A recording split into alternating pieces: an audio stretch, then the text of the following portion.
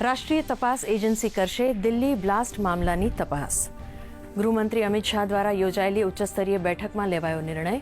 કેન્દ્રીય ગૃહ સચિવ, આઈબી પ્રમુખ, દિલ્હી પોલીસ કમિશનર અને એનઆઈએ પ્રમુખ સહિત વરિષ્ઠ અધિકારીઓ બેઠકમાં ઉપસ્થિત.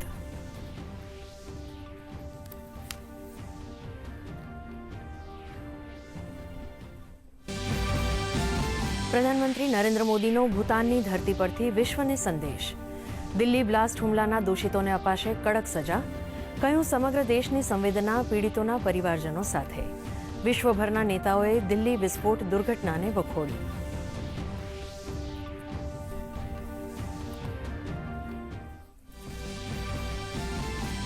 દિલ્હી બ્લાસ્ટ બાદ ઘટના સ્થળે સમગ્ર વિસ્તારની કરાઈ ઘેરાબંધી. લાલ કિલ્લો પ્રવાસીઓ માટે 3 દિવસ માટે બંધ. સંરક્ષણ મંત્રી રાજનાથસિંહે કહ્યું, ગુનેગારોને છોડવામાં નહીં આવે. દિલ્હી બ્લાસ્ટની ઘટના બાદ ગુજરાતમાં એલર્ટ.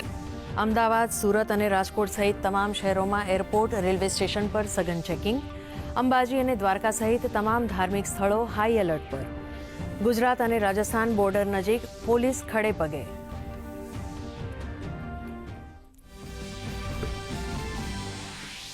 ભૂતાન પ્રવાસ દરમિયાન પ્રધાનમંત્રી નરેન્દ્ર મોદીની જાહેરાત. આગામી સમયમાં ગેલુફુ પાસે ભારત ઇમિગ્રેશન ચેકપોઇન્ટ બનાવાશે. ભૂતાન જનારા પ્રવાસીઓ અને રોકાણકારોની સુવિધામાં થશે વધારો.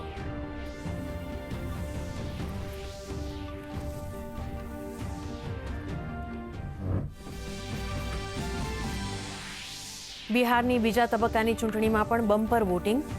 3 વાગ્યા સુધીમાં 60.40% મતદાન. કિસાનગંજમાં સૌથી વધુ 66.10% મતદાન, તો મધુબનીમાં સૌથી ઓછું 55.53% મતદાન. નીતિશ સરકારના 12 મંત્રીઓ સહિત 13,200 ઉમેદવાર મેદાને. 14 નવેમ્બરે જાહેર થશે પરિણામ. રાજ્યમાં આયોજિત ઇન્વેસ્ટર કનેક્ટ ઇવેન્ટ થકી છત્તીસગઢને મળ્યા અંદાજે 33,000 કરોડના રોકાણ માટેના પ્રસ્તાવો. છત્તીસગઢના મુખ્યમંત્રીએ કહ્યું, ટેક્સટાઇલ, ફાર્મા અને ફૂડ પ્રોસેસિંગ ક્ષેત્રમાં રોકાણ માટેનું સ્ટ્રેટેજિક લોકેશન બનવા માટે છત્તીસગઢ તૈયાર. સાયબર ફ્રોડ મામલે અમદાવાદ સાયબર ક્રાઇમને મળી વધુ એક સફળતા.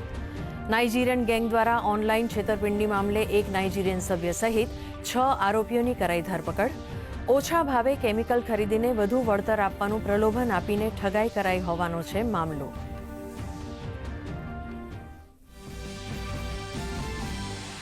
વાવ, થરાદ, પાટણ અને કચ્છ સહિત 5 જિલ્લાના અસરગ્રસ્ત ખેડૂતો માટે આજથી કૃષિ રાહત પેકેજ પોર્ટલ ખુલ્લું મુકાયું.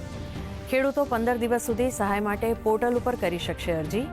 પિયત અને બિનપિયત બંને પાકોમાં એક સમાન ₹22,000ની ચૂકવાશે સહાય. વધઘટના માહોલ વચ્ચે ભારતીય શેર બજારમાં તેજી.